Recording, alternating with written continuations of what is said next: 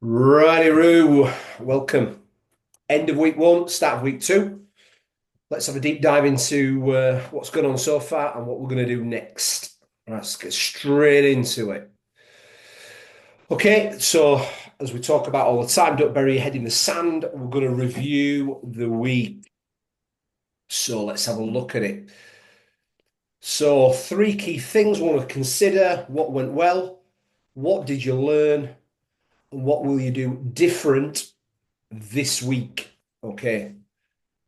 So, looking at last week, think about now or write down what do you think went well? So, when we say went well, we mean based on what you want to achieve. And there might have been some small wins in there. You might have finally broke through something. You might have hit your calories more often than you've ever done before. You might have hit your protein goal more often than not. So, think about what went well, first of all, and get at least one thing up to three things that went well. Anybody want to shout out any wins from last week? I've literally only just got my volume on, so I don't know what you just said, Miles. Oh no, I just said so. The first thing from last week is this: is what went well. So, what were the wins last week? It could have been sleep, it could have been your training, it could have been anything. So, who has got something that went well last week? My training went really well. I increased weights about between 5 and 10% on all of it, and I felt quite comfortable with it still, keeping correct form. So I was really happy with that. Good. And in terms of calories, Billy, this time round, what have you done in terms of what when you've plotted in your goals and stuff? Have you increased them? Are they still, where are you at with your calories? To be honest, I'm still in a deficit, still in Okay. 500 calorie deficit, but I'm eating more protein, and I've reduced fats a little bit. So I don't know whether that's impacting anything, but yeah, no, I feel really good. Good. Well, if you're getting stronger in a calorie deficit, that's a win. Good. Anyone Mhm. else? Same sort of thing for me, really. I sort of did my workout last week and then start all four of them and started again this week on week two, upping my weights or my reps or whatever on each thing. Good. How I plan to go. And yeah, I'd upped my calories last week, but I were a bit all over the place planning my food in because mentally it just took a bit of getting used to. So I've upped them again this week. I'm still probably in a calorie deficit with the exercise, but just sort of taking it up a little bit at a time. Good. Good. All right. So performance outcomes, as in two wins there for both of you in terms of both strength-based, gym, performance-based goals. Anyone achieve anything in terms of lifestyle, sleep, habits last week that they were pleased with? I've been trying, now it's not particularly with the tracker that you've been putting out, Miles, but I'm trying to do a lot more dedicated stuff for sort of stress management. And I eat every day that I wanted, whether it be cold therapy, just mindful eating, going out for a 30-minute walk and stuff like that. So I was really happy with that, and it just overall makes you feel better. It gives you a bit more of an energy boost, if anything. Good. Good. Okay, next thing is what did you learn last week? Now, learning doesn't always come from new things. Learning comes from sometimes a reminder of, well, when I do this shit, this works. When I do prepare my food, yes, I don't snack as much. When I have the right foods in the fridge, I eat the right things. So learning is not always learning new. You sometimes relearn what you have forgotten to do. So learning in week one and learning in every week throughout this experiment is sometimes just reaffirming that, well, hang on a minute, when I do this and I do that, I get that end result. It's like standing out in the, if you learn that if you stand out in the rain, you get wet. It's quite simple, but we forget things. And when it comes to nutrition, when it comes to training, sometimes we forget the basics and we look for the shiny objects when sometimes we just need to relearn that when I do the basics over and over and over, the unsexy things, it works. And last question is, what will you do different this week? So that's something for you to think about now. So what will you do different? That can be increase weights, it can be reduce calories, it can be increase calories. Because based on week one, you might have adjusted things for week two, because you might not have had a great week one with calories, for example. So what will you do this week that's different? So ponder on that for a moment. You don't have to shout it out, but I want you to think and consider what you're going to do differently this week. Might be more steps. It might be an earlier sleep time. It might be an earlier get up. Could be anything. But as long as you know what you think you need to do this week that's different. Because if you do the same, you get the same. You always got to challenge yourself. And it can be, like we said, more reps. It can be more weight. It can be extra steps. So what will you do different this week? Consider that now. All right. Then we're going to move on now. So the next point, which again, when we talk about learning, you don't always need to learn something new, but this is something that you should always understand about never underestimating the long-term power of compound effects of daily tracking of the essentials. So some of you have got the bug now and you do track things, the important things, your steps, your sleep, your hydration, your calories, your protein, your training. Is it going forwards? Are you lifting more? Are you doing more reps? Are you getting fitter when you're doing interval-based work and cardio-based work? We need to track them. So if you don't keep score, you don't know if you're winning. You know, and in about an hour's time, obviously the mighty Leeds are going to kick off and they will keep score, you know, because obviously, you know, it's a big deciding game tonight.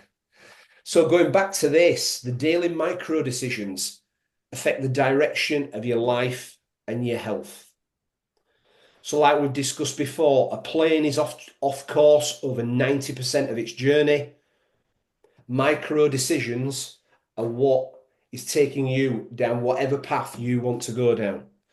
So snacking is a micro decision, but when it's stacked up daily, weekly, monthly, and annually, those little snacks add up if you're having them daily.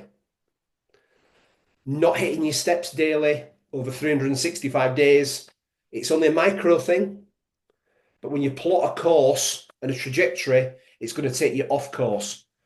Because if you think about anything, if you get on a plane and you change 1 degree of movement, that plane is going to end up in a few thousand miles somewhere totally different. 1 degree. So that's how these micro decisions every day over long term have a trajectory effect, which takes you either towards or away from what you want. So sleep does, overall calories, protein, missing gym sessions, all these things are micro decisions that massively can take you off course long term. Now, this is a question I love to ask and ask in coaching with clients. Which decision or action is the biggest handbrake for you? Now, this is a really important question because some of you, the handbrake currently might be different than what it was last time you did the course. So last time it might have been nutrition, it might have been snacking. This time you might not quite have solved food prep. It might be sleep. But I will bet you all now that there is one thing that if you cracked it, it could be weekends. Because you might be great and you might have your Monday to Fridays dialed in, but then it goes out of the window Friday, Saturday, Sunday. So again, handbrake is what is the one thing that if you released it, you would literally, the needle would move and you would shoot forward and accelerate. Does anybody have something to mind that is still a handbrake for them? My biggest one's weekends. Yeah. Just get to Friday after like a busy week, 5 o'clock in the morning to gym, and then by the time I've go home and pick kids up and go to bed. Sometimes it can be like 8 o'clock. Yeah. So you do feel drained, and like your bedtime and stuff like that obviously takes a hit. So I just think at weekends it's like having that extra couple of hours in bed, say treating yourself to all that shite food that you've not had or that you've had little of, and then beers is What sort of about what about Andy as well? What about this? Because the whole thing is you've got to have something sustainable and things you enjoy, you've got to have them.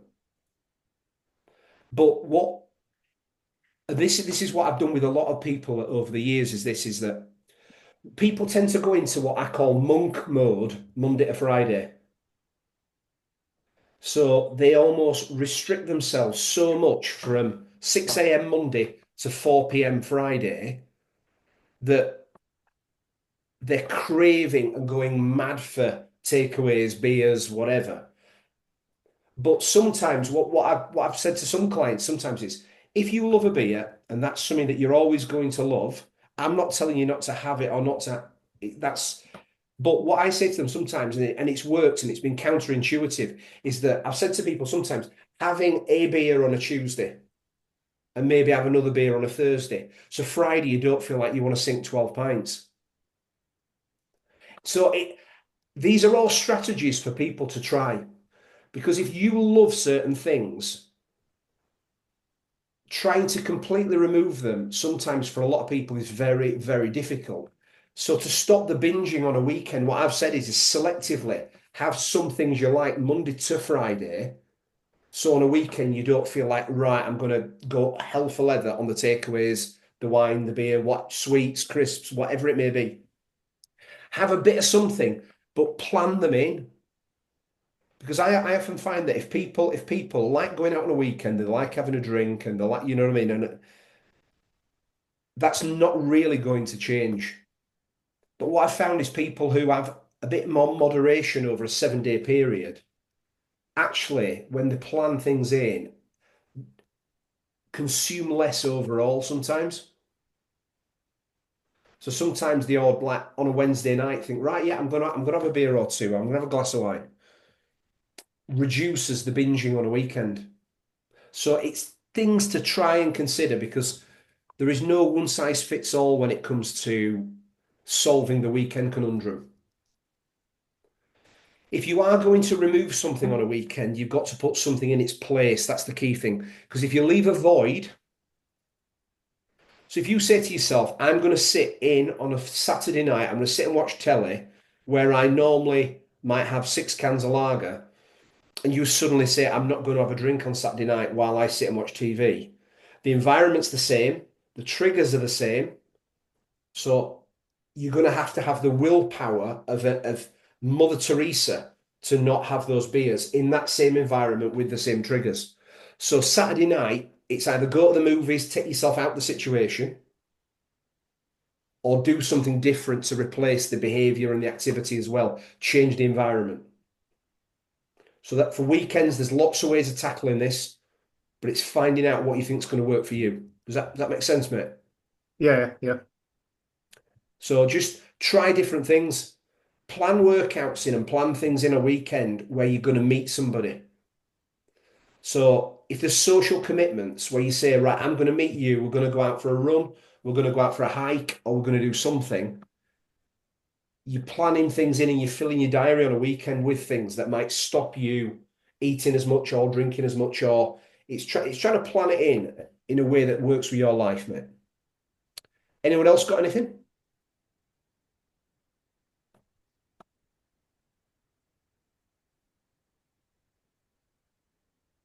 If you haven't, don't worry. If you're on course, good news. But yeah, have a think on that one. If you don't want to speak it now, the handbrake is something that you want to think about. Which one thing that if I solved would catapult me forward? Have a think. All right. And do that. You can sit down with a pen and a pad later and do that, but have a think through it. Next question is when you've got that thing that's holding you back the most, and it might be minor, don't have to be a massive thing. But if you did truly release that handbrake, solve that problem, reduce or completely eliminate that thing. What difference if you were to future pace yourself and look 12 months down the line, how you would look and feel, what would be different? So I did this exercise not long ago with somebody, and it was a snacking issue. And it was just anything sweet. You name it, cake, chocolates, sweets, whatever, biscuits at work. Every time they had a tea or a coffee at work, they had to have a biscuit with it. And we're adding up like 10 cups of tea a day. It was at least 10 biscuits at work. If there was cake going round, they'd have it. So we sort of looked at it and we added up the kind of calories overall across a week with all the sugar, the snacks and everything. And we did this exercise and we said, we added it up over the month and we added it up over the year. And it was quite a lot of pounds of fat this person would have lost without adding any steps, adding any workouts, doing anything else differently. You were talking, this person would have lost around 15 pounds of fat over a year just by removing the snacks, the sweets, because they were, I think they were doing a lot of the snacking unconsciously and didn't realize actually how much they were doing it. But when we actually did a 24-hour walkthrough of their day, then what do you do? And then what do you do? When you go to your desk, what do you do? Lunch, what do you have? And we actually mapped it all out in a no bullshit way. And we just looked through their day, and they were actually quite shocked how much they were snacking. They didn't realize it. And like I said, we then did that right over a week, over a month, over 12 months. If we look at that, the difference that would make, it was quite a pivotal moment when they realized that just that biscuit every time I have a tea and a few sweets here and a bit of cake there equates to that much body fat over a year. And then I said to them, I said, if you want to negate the amount of snacks and treats and things you're having a day, I worked out like how much training they'd have to do to compensate for that. They were like, oh, I didn't realize that. I thought I could just do 30 minutes of training a day and that burn off all the snacks I'm eating. It didn't quite add up. The maths didn't compute. A bit like Labour's budget. So have a think about that. So yeah, 12 months time, if you release the handbrake, what is going to be different for you? And then the next thing is, again, an honest question. This is not to impress anyone or impress upon anyone anything. It's, what would stop you achieving it? So if it is, I sleep in and I end up missing gym sessions, and that's your handbrake,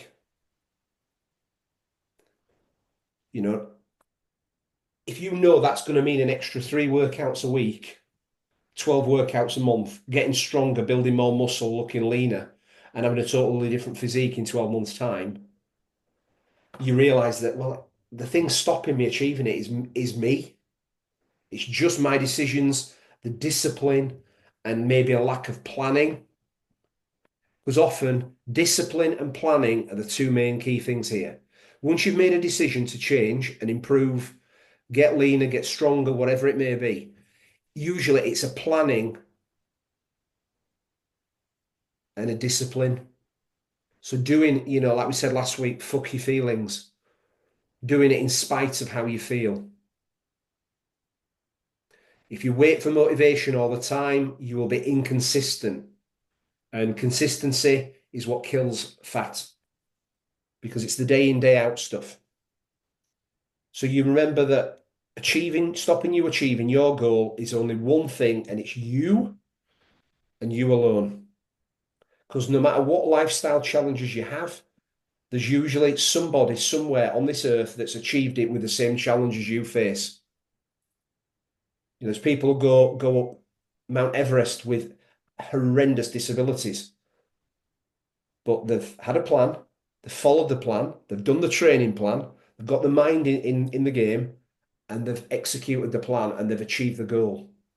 So, like I said, there's somebody on this earth that's got challenges bigger and worse than you, who are achieving what you want to achieve. Remember that. So you can do it. It's you versus you. The next thing we're going to delve into while we're on about this at this point is the beliefs you have and how they are like the master system that controls everything.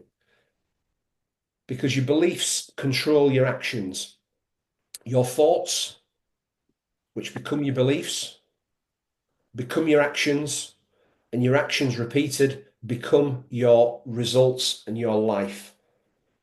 So they're kind of a big deal, as Will Ferrell would say in Anchorman. This is very, very true. Think upon it, ruminate upon this. If we believe we can or we can't, we always prove ourselves right.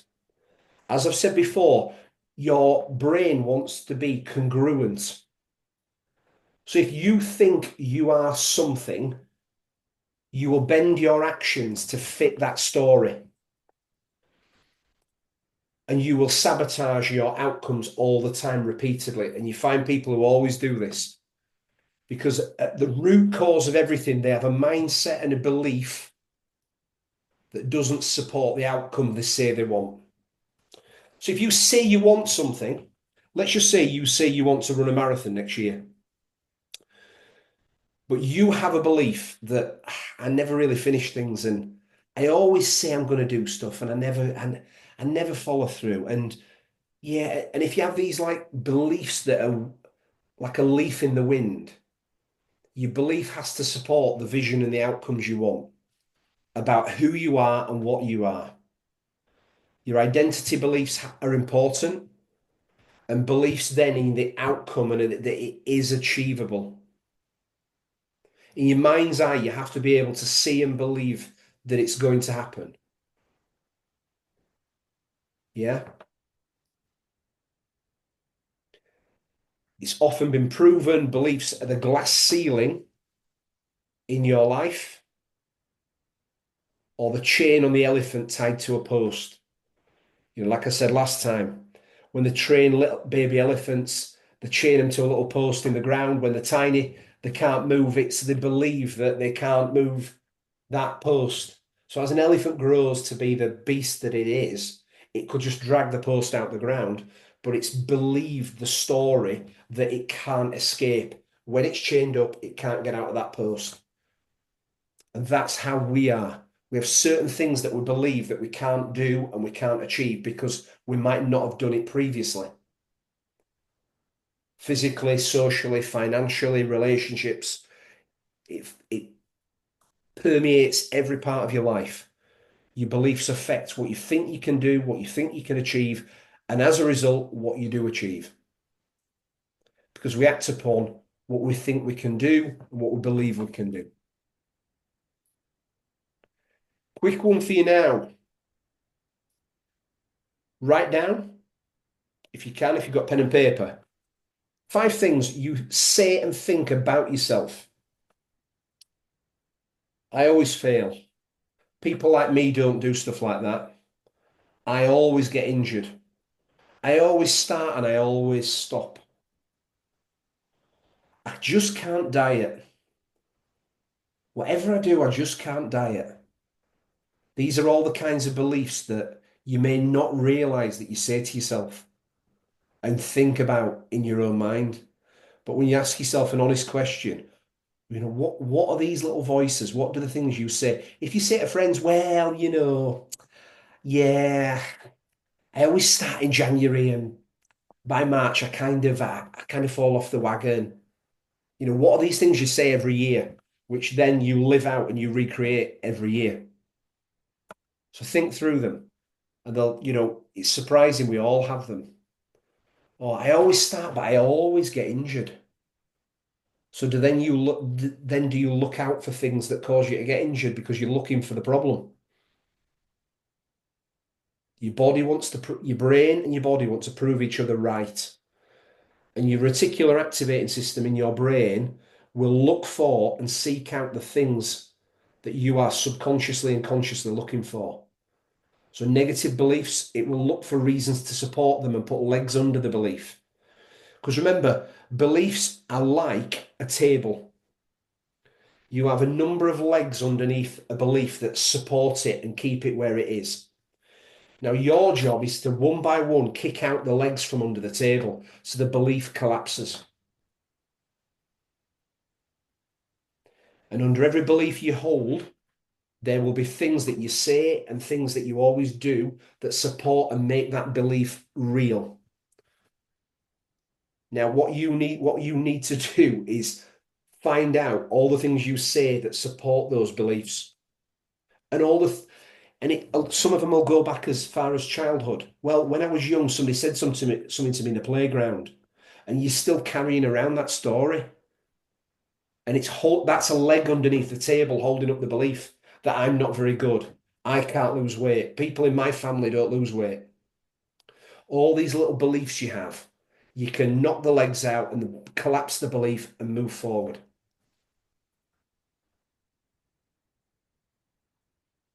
Make sense?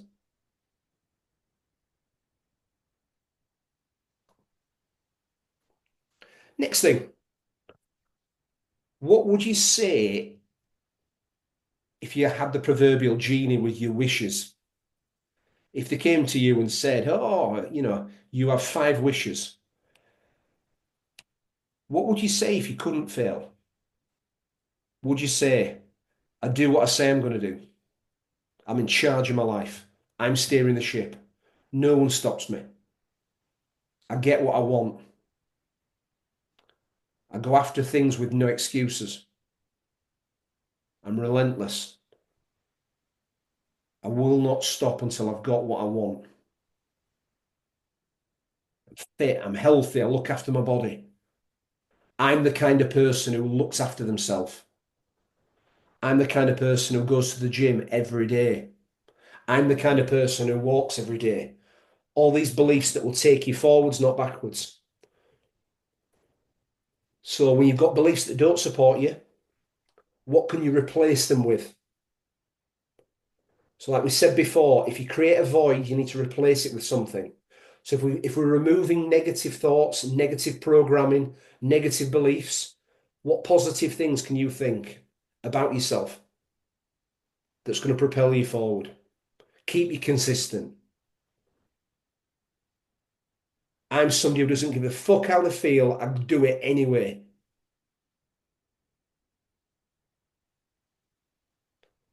I'm somebody who, no matter what happens in my life, I get shit done.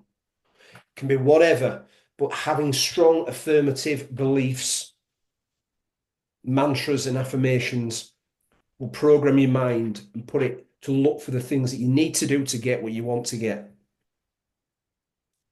All right. So hopefully you've got a few things written down there, or at least thought about them if you haven't got a pen handy. Next one is the power of I am. So when you say I am, something quite magical happens in the brain, in the wiring of the brain. Because you're making it I am something, I am ... Okay. Something that I get everyone to do who I work with one-to-one is I am statements every morning. And again every night. You don't have to say them out loud, but you can do. There's some research that's saying things out loud with like good physical energy, chest puffed out nice and tall. I am strong. I am fit. I am wealthy. I am loved. I am all the things you want to be need to be said AM and PM. I am lucky. I am in control. Think about all the things that you would like to be. They need to be your I am statements. You can say it silently in your head when you're on a bus, on a train, in the car, walking the dog. There can be any time, but I do these on a morning walk. If there's no one in the fields, I'll say them out loud. But sometimes there's somebody walking behind you don't know's there and they think you're a crazy person, but it's not about them, it's about me. I'm only doing things to help myself. But yeah, I have been caught on a few occasions with somebody walking past me and I'm shouting out, I am strong, I am lean, I am healthy, I am lucky. And they're thinking, who's this idiot? So, examples here of statements you could make. I am excited that good luck comes to me easily and effortlessly every day. If you say something comes to you easily and effortlessly every day, like good luck, you start believing it. So when you look at books like The Luck Factor, things like that, where people who believe luck is going to come their way often win more money on lottery tickets. They win more things. If you believe you're going to be lucky and you just know it, things start happening to you. And synchronicity and the craziness of the universe, call it energy, call it whatever you want. But there is definite science behind this. I'm grateful that my body gets stronger and leaner every day. I'm glad I have total control over my decisions, moods, and energy, and I get better every day. So you see how you can take I am fit, I am strong, I am loved. You can put them into actual physical statements.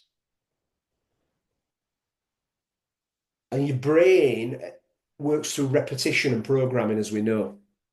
So if you start saying these things to yourself every morning over and over and every night, we talked about the compound effect earlier. We're training the muscles of the body to get stronger. Here we're training the brain to be better, more resilient, more focused, and just have a bit more faith in your future. Because if you believe in positive outcomes, people do more actions towards that outcome. Because if you believe it's possible, you tend to do things that will actually make it possible. So all these little things, the affirmations that, I am statements, they put your brain every day in the right state of mind. And if your brain's in the right state of mind, you'll have a more positive outlook, you'll have better interactions with people, and things go your way more often than not. If you had better interactions with people, would you get more opportunities in life? Yes, you would. So if you put out positive energy into the world, and you've got that vibrancy, that energy about yourself, you look fit, healthy, you've got bright eyes and bushy tail, you're gonna go a lot further than if you drag your ass into work every day and look miserable. Because yes, we're going to work on the body with nutrition. We're going to work on the body with good sleep. We're going to work on it with challenging exercise and getting stronger and fitter. But remember, body and brain, you need to work on both of them. This isn't just a body experiment. It's not just a brain experiment. We want both to go forwards hand in hand and improve. Okay? So, is there anybody who thinks that they couldn't do that, even silently in their head?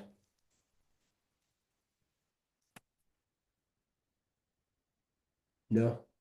Lay in bed on the morning as you wake up, have your coffee downstairs, start thinking, I'm strong, I'm rich, money flows to me, money flows to me effortlessly. You can start saying whatever you want, but start thinking about life, love, luck, finance, health. I'm healthy and I get stronger every day. I am fit and I'm getting fitter every day. You can say whatever it is that's important to you. Because if you believe you're getting fitter every day, you'll want to get to the gym every day to get fitter. Yeah. So Q&A time now. It can be about anything in the week. It can be about your training, nutrition, anything we've covered tonight. Any questions at all? Nothing is a silly question. Anybody got anything?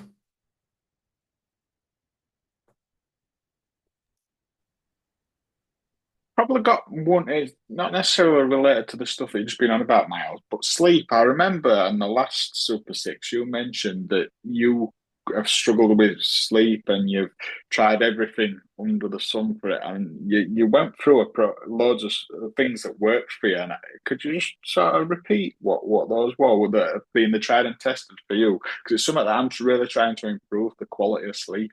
Yeah. So there's a number of things you can do with sleep. One is bedtime routine, which is your pre-bed routine. So things like reducing dimming lights in your house if you can in the hour or two before bed to start triggering melatonin production. So dimming lights is one. Two is obviously caffeine, making sure you have it earlier in the day and not too late in the day.